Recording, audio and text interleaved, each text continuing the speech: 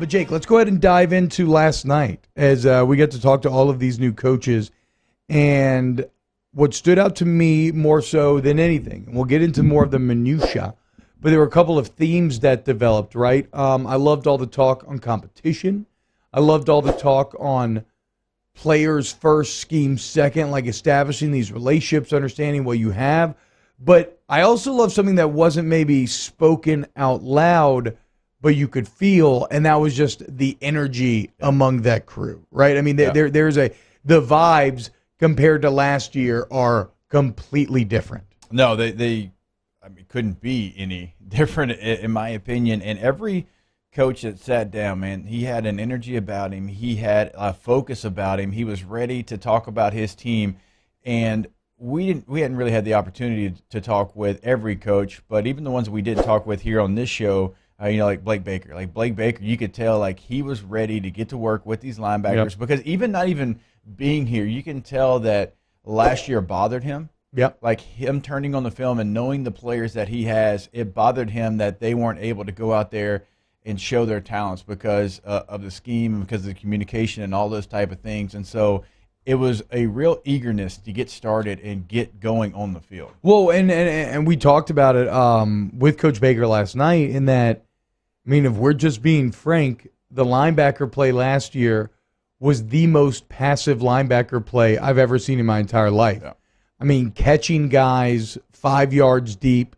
And then there's a ripple effect, Jake. Like when the linebacker's not forcing the running back or the lead blockers into any sort of decision points, then how do the safeties run fit, right? Because all of a sudden the backs have, like, you would love a linebacker that would chill 5 yards back and open up that kind of space. Well, I win every time. If a linebacker would sit back there and not meet me, not at the line of scrimmage, but try to meet me in the backfield, I'm going to win every time because all I have to do as a lead blocker is get a hand on you. If you're 5 yards back, I can touch you with one hand on your shoulder pad and you're beat. Like you're already done. So you don't even have to do anything extraordinary to beat me. And so that happened constantly last season, and that's why I thought it was very refreshing to hear Coach Baker talk about some of the core the core things that they're working on is just refinding that aggression. I almost and if felt you're like gonna his make a jaw, mistake, he did tits up a little bit you when know I what I mean? called Like in a out. good way. He's Like, hey, oh, don't worry. There's going to be some differences. Yeah, like that ain't gonna be like that this year. Yeah.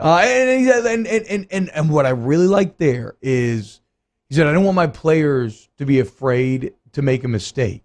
And I've been in a situation where I was one mistake away from getting pulled. And then sure enough, you make a mistake and you get pulled. That's a horrible place to be at a player. It causes you to second guess yourself a lot. Try to be perfect. Yeah, you try to be perfect. And really, you need a little rope to work with. Yeah. And he said, I don't want my players to be afraid to make a mistake. They just better make it going like 100 miles an hour and being hyper aggressive. And so I completely agree with that philosophy. And since we're on Coach Baker, I thought it was pretty encouraging that he did highlight Damone Clark, too, as the guy in that room. And it makes sense. I mean, not only he has a ton of experience, but like physically, he has all of the tools. I think he just needed a bit better guidance in terms of how to apply those tools, and hopefully this staff can give it to him. He was put probably in the worst situation last year because we've seen what he can do, not only in early in his career, but we've seen it throughout his career, like what he can do, who he can be. I mean, 2019, he was a player on that team. He wasn't like a special teams guy.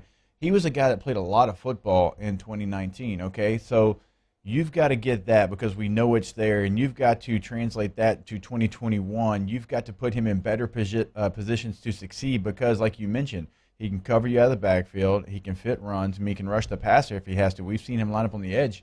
Ooh, bro, the play that stands out with me is SEC Championship against Georgia. He lined up as a 3-tech and bull rushed the guard and sacked, who's playing quarterback? Jake Fromm. I mean, that's wild. Although Stetson Bennett, the 12th, did get in the game for a couple plays. That's right, I forgot. All right, then, Jake, so that's just something that stood out to me. What's something that stood out to you last night? I love DJ Mangus. DJ Mangus is someone we know here. Like, that's someone that we've seen on the staff before, but I loved his answers. I loved, him. We asked him about knowing the players. I think I asked him like, "Hey, you've got a book on some of these guys, right? You were here in 2019. You know Miles Brennan. You know the offensive line." He said, "Yeah, I do, and that helps."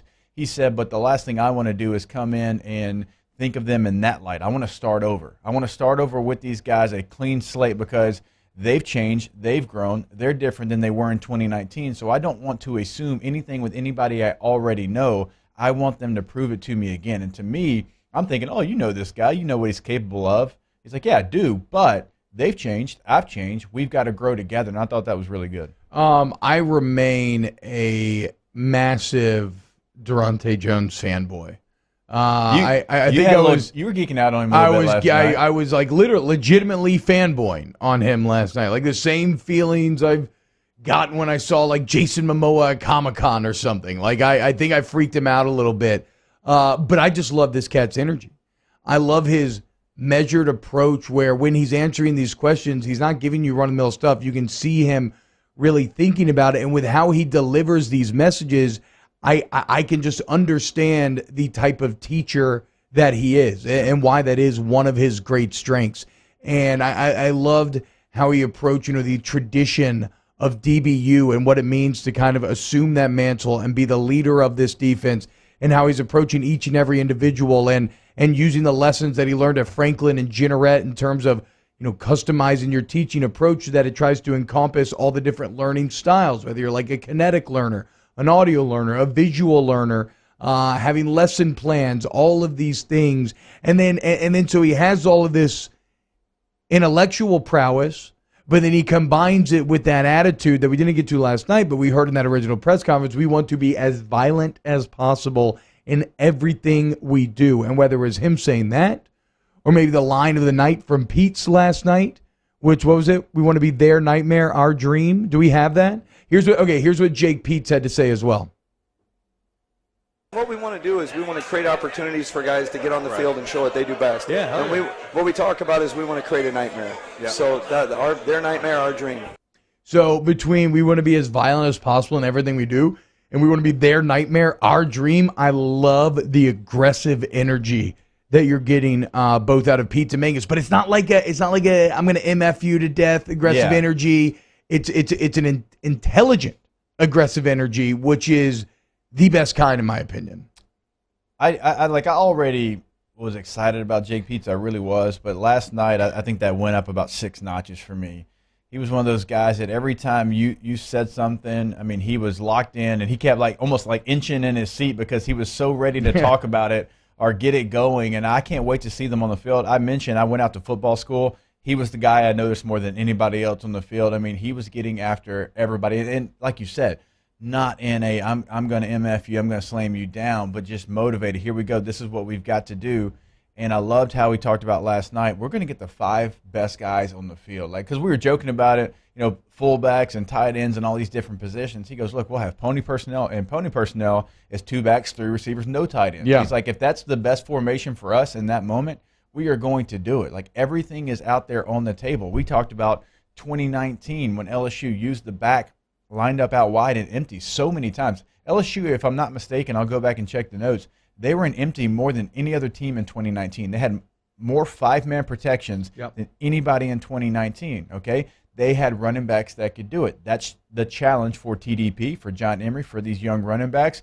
Hey, 2-man, 3-man route combinations, Clyde was pretty damn good doing that, right? You've got to get to that point because that was something we used, and if you want to be one of the 5 best on the field, you've got to do everything in his offense. So I like what you said there, the 5 best, because that's something that Pete's been so clear about. The 5 best will play.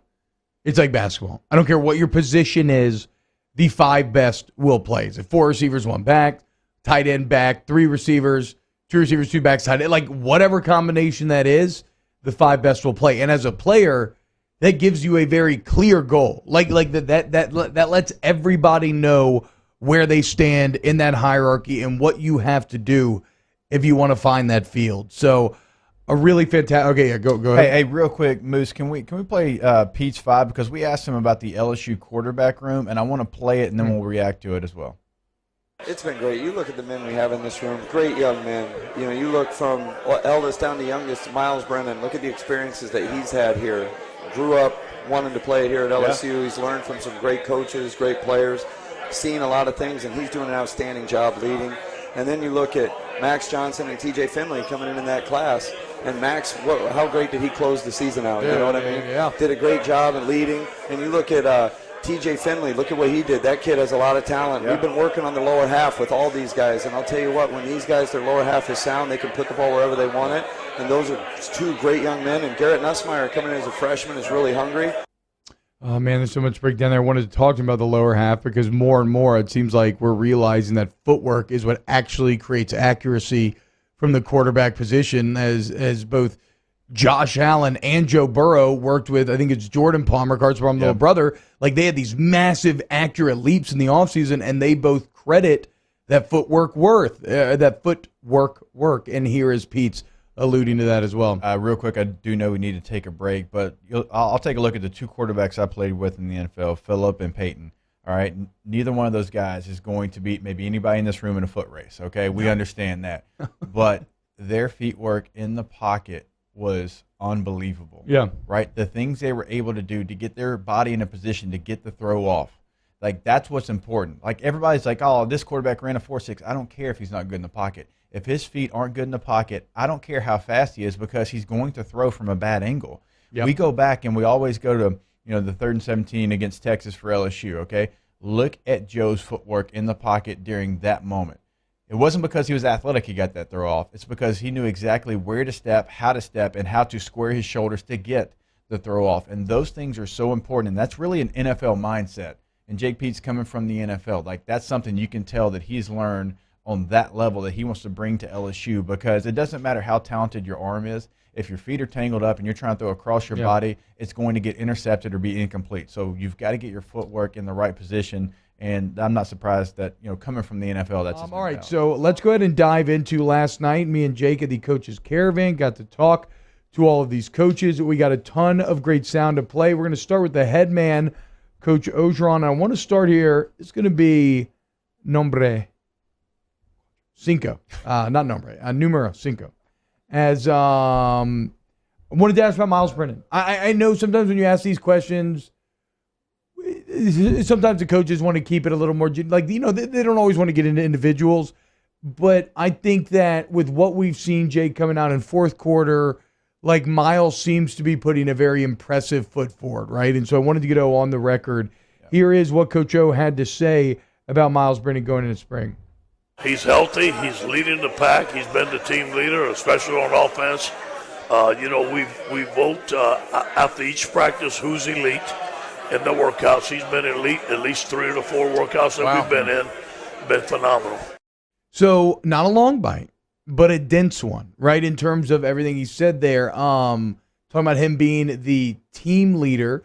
What about this voting? Like, who's elite after the workouts? That's kind of Does he mean the team voting, or do you think he's talking about coaches in the meeting rooms breaking down the fourth quarter performance? I don't know. It sounded like almost it was everybody. That's what I was kind of thinking as well. I'm not 100% sure on that, but either way, it seems like Brennan is, and it makes sense. Something clicks when you become an upperclassman where you're no longer intimidated. Yeah. You no longer are like just trying to get by or just trying to make it or survive. Like, no, you're confident. It's my time. It's my turn. I think that's where Miles Brennan is existing right now. And it might even be where the players have a vote, because as we've talked to Coach O over the last couple of weeks, he wants them to hold each other accountable. He wants them to challenge each other.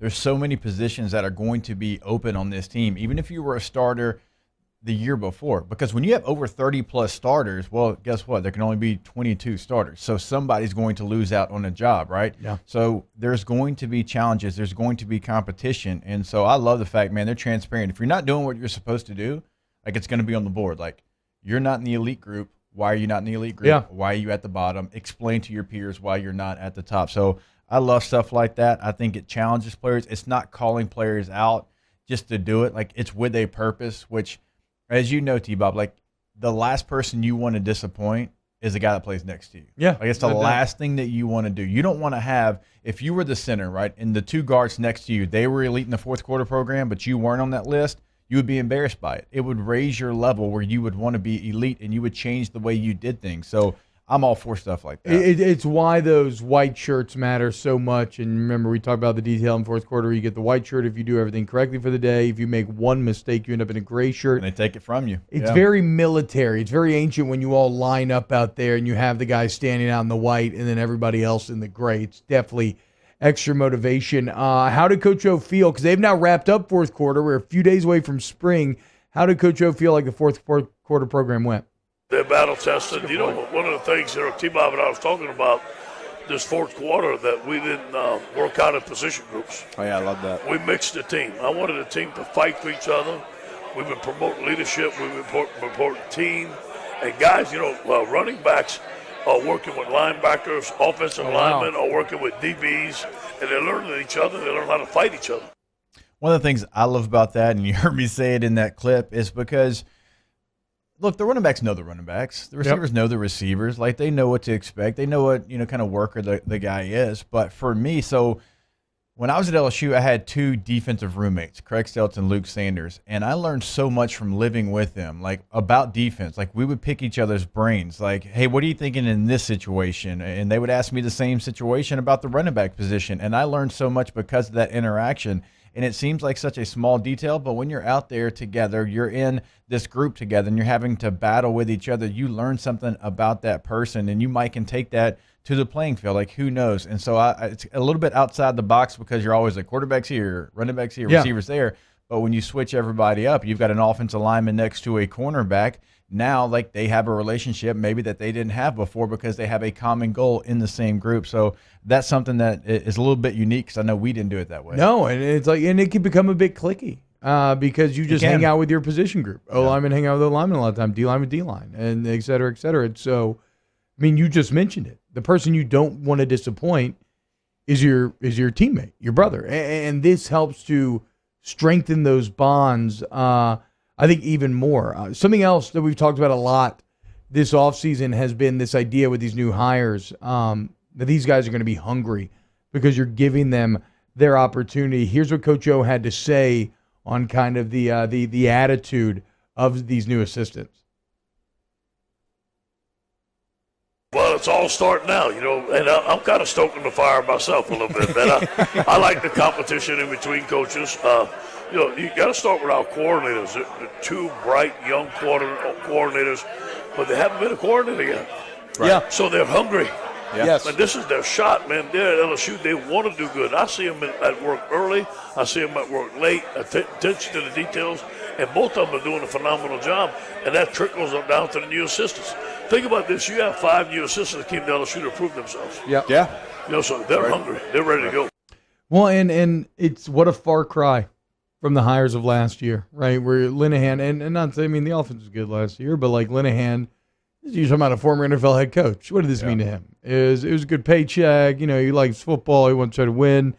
Kind of the same deal with Bo Pelini. What did it mean to him? I mean, you had to drag him out of Youngstown and pay him all that money. That is not the case with Peetz and Jones. If it doesn't work out, you can guarantee it will not be for lack of trying. Like they're all in. Last one here, I think, until we go to break. Here, go to Orgeron 8 here, Musso. This little story about some of the competition that they were trying to infuse into that fourth quarter program. We brought these guys back, okay, at the end of fourth quarter, and I brought them into one ring. And I said, okay, give me your top defensive lineman, give me your top offensive lineman. I made them battle against each other. Damn. Give me your top offensive wide receiver, top DB. Derek Davis stood up against one of our top DBs, wide receivers, and won as a true freshman, Jacob. Derek Davis got a couple mentions unbidden last night, man. We didn't ask about him. No, but his name popped up a couple times. There, little hype starting to build around Derek Davis in a position that needs a little hype. Yeah, and I was even talking to Brody last night, Brody Miller, and asking him some of the topics that he'd be potentially interested in hearing about. And one of the guys he talked about was Derek Davis. So there's a little smoke there. I'll be interested to see what kind of moves he can make during spring. All right, let's go to break. When we get back, we will close out hour number 2 and get ready for hour 3 here on Off the Bench.